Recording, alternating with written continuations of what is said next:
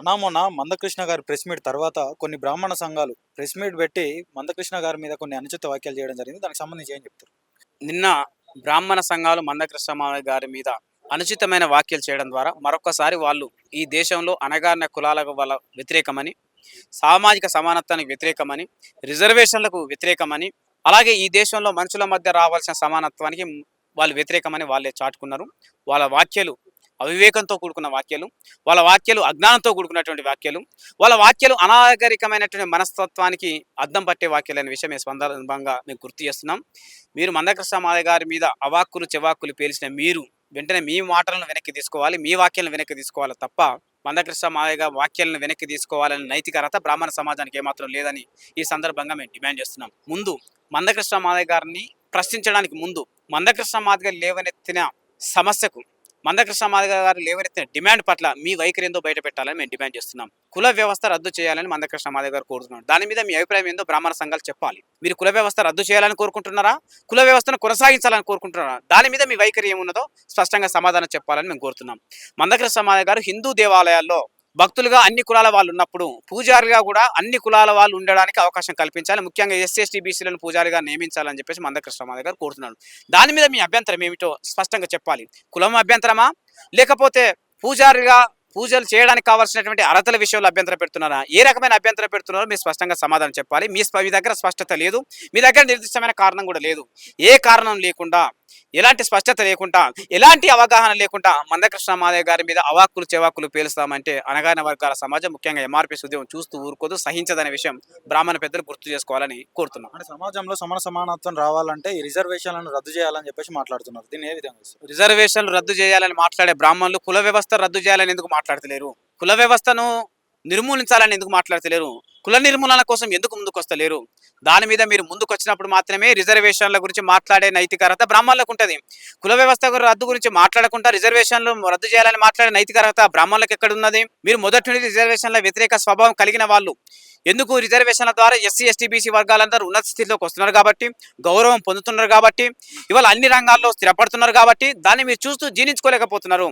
మాదిగలు చెప్పులు కుట్టుకోవాలి, పద్మశాలీలు బట్టలనే వేయాలి, అలాగే ముదిరాజులు చేపలే పట్టాలి, అలాగే మిగతా ఉత్పత్తి కులాలన్నీ కూడా వాళ్ళ కుల వృత్తులు చేపట్టి మిగతా కుల వృత్తుల్లోకి, ప్రధాన స్రవంతిలోకి వాళ్ళ జీవన విధానం కొనసాగద్దు. కాబట్టి మీరు వాళ్ళ మీద ఉన్నటువంటి విద్వేషంతో, ద్వేషపూరితంగా ఈ రిజర్వేషన్ రద్దు కావాలని కోరుకుంటున్నారు.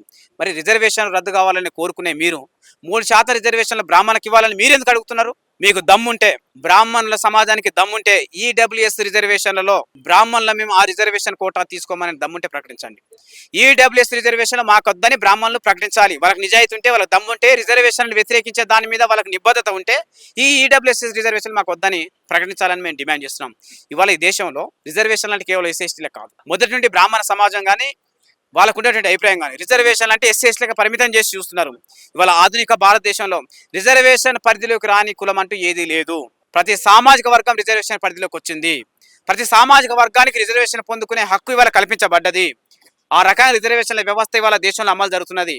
ఎస్సీలకు రిజర్వేషన్లు ఉన్నాయి, ఎస్టీలకు రిజర్వేషన్లు ఉన్నాయి, బీసీలకు రిజర్వేషన్లు ఉన్నాయి, మైనార్టీలకు రిజర్వేషన్లు ఉన్నాయి, వికలాంగులకు రిజర్వేషన్లు ఉన్నాయి, అగ్రకుల పేదలకు ఈడబ్ల్యూఎస్ కోటాలో రిజర్వేషన్లు ఉన్నాయి. దీనివల్ల ఇండియాలో ప్రతి సామాజిక వర్గానికి రిజర్వేషన్లు ఇవాళ అందుబాటులోకి వచ్చినాయి. రిజర్వేషన్ల పరిధిలో రాని కులం అంటూ ఏది లేదు అనే విషయం ఈ సందర్భంగా మేము గుర్తు చేస్తున్నాం. ఒకవేళ రిజర్వేషన్లు మీరు వ్యతిరేకించాలి, దాన్ని రద్దు చేయాలనుకుంటే ముందు మీ రిజర్వేషన్ వదులుకోండి. ఈడబ్ల్యూఎస్ కోటాలో బ్రాహ్మణ సమాజ వర్గం ఏదైతే పొందుతున్నదో రిజర్వేషన్లు, ఆ రిజర్వేషన్లు వదులుకోవాలని బ్రాహ్మణ సమాజానికి మేము సూచిస్తున్నాం. వాళ్ళు డిమాండ్ చేస్తూ వెంటనే మందకృష్ణ మాదిగ గారు క్షమాపణ చెప్పాలని కూడా వాళ్ళు కోరుతున్నారు. మరి దానికి సంబంధించి ఏం చెప్తారు? వాళ్ళు క్షమాపణ కోరాలనుకోవడం వాళ్ళ దురాశ, అది సాధ్యం కాని పని. మందకృష్ణ మాదిగ మాట్లాడిన దాంట్లో తప్పేం లేదు కాబట్టి క్షమాపణ చెప్పాల్సిన అవసరం లేదు. ముందు బ్రాహ్మణులే మందకృష్ణ మాదిగ మీద అవాకులు చెవాకులు వేసేందుకు ముందు వాళ్ళకి క్షమాపణ చెప్పాలి. వాళ్ళే వాళ్ళ వాక్యాలు వెనక్కి తీసుకోవాలి. వాళ్ళ వాక్యాలు అవివేకంతో కూడిన వాక్యాలు, వాళ్ళ వాక్యాలు అవగాహన లేమితో ఉన్నటువంటి వాక్యాలు, వాళ్ళ వాక్యాలు అనాగరికతో కూడుకున్నటువంటి వాక్యాలు, ముఖ్యంగా వాళ్ళ వాక్యాలు అణగారిన కులాలకు వ్యతిరేకమైనటువంటి వాక్యాలు. కాబట్టి వాక్యాలు వెనక్కి తీసుకోవాల్సింది వాళ్ళే.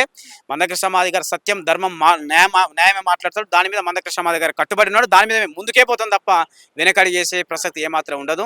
బ్రాహ్మణుల తాటాకుల చప్పులకు ఎంఆర్పీఎస్ అదరదు బెదరదు అనే విషయం వాళ్ళు గుర్తు చేస్తున్నాం. అన్న చెప్పండి, మొన్న మందకృష్ణ గారి ప్రెస్ మీట్ తర్వాత నిన్న కొన్ని బ్రాహ్మణ సంఘాలు ప్రెస్ మీట్ పెట్టి మందకృష్ణ గారి మీద కొన్ని అనుచిత వ్యాఖ్యలు చేయడం జరిగింది. దానికి సంబంధించి ఏం చెప్తారు?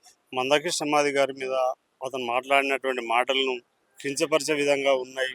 మాకు వ్యతిరేకంగా ఉన్నదని అనుకుంటే అది వాళ్ళ అవివేకానికి మరి నిదర్శనం అని చెప్పి సందర్భంగా గుర్తు చేస్తున్నాం.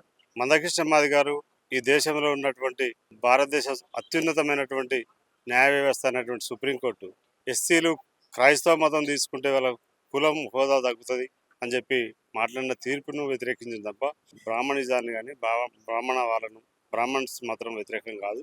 ఈ దేశంలో ఉన్నటువంటి కుల వ్యవస్థ రద్దు చేయాలని చెప్పి ఏదైతే సుప్రీంకోర్టు ఇచ్చిన తీర్పుకు వ్యతిరేకంగా మాట్లాడితే ముందుగా కుల వ్యవస్థ రద్దు కాదు, ఇక్కడ మత వ్యవస్థ రద్దు కాదు, అట్లా ఇక్కడ ఉన్నటువంటి కుల వ్యవస్థ రద్దు చేయాలని మందకృష్ణ మాది గారు డిమాండ్ చేయడం జరుగుతుంది. ఆ కుల వ్యవస్థ రద్దు చేయాలని చెప్పి మందకృష్ణ మాది గారు ఇచ్చినటువంటి రిపోర్ట్ అదే ఏదైతే డిమాండ్ ఏదన్నదో దాన్ని మేము వెనుక తీసుకునేది లేదు. ఇంకా ముందుకు ఏ విధంగా ముందుకెళ్తే బాగుంటుంది అనేది కూడా భవిష్యత్తు కార్యాచరణ రూపొందించుకొని భవిష్యత్తులో కుల వ్యవస్థ రద్దు చేసే విధంగా మా పోరాటం ఉంటుందని చెప్పి మరి మేము భావిస్తూ ఉన్నాం. వెంటనే మందకృష్ణ మాదిగ గారు చేసినటువంటి వాక్యాలకు వెంటనే మాకు క్షమాపణలు చెప్పాలని కూడా వాళ్ళు డిమాండ్ చేస్తా ఉన్నారు. మరి వారికి డిమాండ్ చేయడం వల్ల మందకృష్ణ మాది గారు కానీ మందకృష్ణ మాది ఆర్గనైజేషన్ పనిచేసే వ్యక్తులు కానీ ఎవరు కూడా వాటిని సమర్థించరు, వాటిని వెనుక తీసుకునే ప్రసక్తి లేదు, దానిలో ఎలాంటి తప్పు లేదని మేము భావిస్తూ ఉన్నాం. సమాజంలో సమానత్వం రావాలంటే ఈ రిజర్వేషన్లన్నీ కూడా రద్దు చేయాలని చెప్పేసి వాళ్ళు మాట్లాడేది నిన్న. దానికి సంబంధించి రిజర్వేషన్లు రద్దు కావాలని చెప్పి మాట్లాడుతున్నటువంటి వీళ్ళు ముందుగా ఈడబ్ల్యూఎస్ కోటాలో వాళ్ళ రిజర్వేషన్లు మేము వాడుకోమని చెప్పి బహిరంగ ప్రకటన చేయమని చెప్పారు. దానివల్ల వాళ్ళు ముందుగా వాళ్ళ మానవత్వం చాటుకున్నటువంటి వాళ్ళ ఇద్దరు అక్కడ ఉన్నటువంటి రిజర్వేషన్లకు మేము హోమ్ వాడుకోమని చెప్పే ప్రకటన వాళ్ళు ముందుగా మాట్లాడాలి. ఇక్కడ కుల వ్యవస్థ రద్దు కానంత వరకు అణచివేతలు ఉంటాయి, అసమానతలు ఉంటాయి. ఇక్కడ దానివల్ల జరిగేది ఒరిగేది ఉండదని చెప్పి సందర్భం గుర్తు చేస్తున్నాం. కుల వ్యవస్థ రద్దు అయిన తర్వాతనే మనం తర్వాత మాట్లాడుకోవచ్చు. రిజర్వేషన్లు ఉండాలా వద్దా అనేది దాని తర్వాత అప్పుడు డిసైడ్ చేసుకోవచ్చు. ఆర్థిక అసమానతలు ఉన్నంత వరకు ఇక్కడ సమానత్వం జరగదని చెప్పి సందర్భం గుర్తు చేస్తాం. క్రైస్తవ మతంలోకి మారినటువంటి వారికి ఎస్సీ ఫలాలు అందాయని చెప్పేసి మొన్న ఇచ్చినటువంటి సుప్రీంకోర్టు తీర్పుని ఏ విధంగా ఇస్తున్నారు?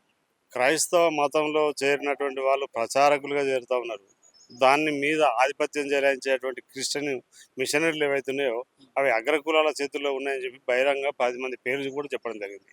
వాళ్ళ మతం వాళ్ళ కులం రద్దు కానప్పుడు కేవలం వీళ్ళ మతాలు వీళ్ళ కులాలు ఎందుకు రద్దు అవుతాయని చెప్పి మేము ప్రశ్నిస్తా ఉన్నాం. కాబట్టి ఎవరైతే ఆధిపత్య కులాలు ఎవరైతే మిషనరీలు ఆ క్రిస్టియన్ మిషనరీలు తెచ్చినటువంటి వాళ్ళు ఎవరైతే ఉన్నారో వాటి ప్రచారకులుగా వీళ్ళని నియమించుకున్నటువంటి వాళ్ళను వీళ్ళ భవిష్యత్తు మీద దెబ్బ కొట్టడానికి, వాళ్ళ వ్యవస్థ మీద దెబ్బ కొట్టడానికి, వాళ్ళ ఆర్థిక అసమానత మీద దెబ్బ కొట్టడానికి ఇది ఒక కుట్రగా మేము భావిస్తా ఉన్నాం.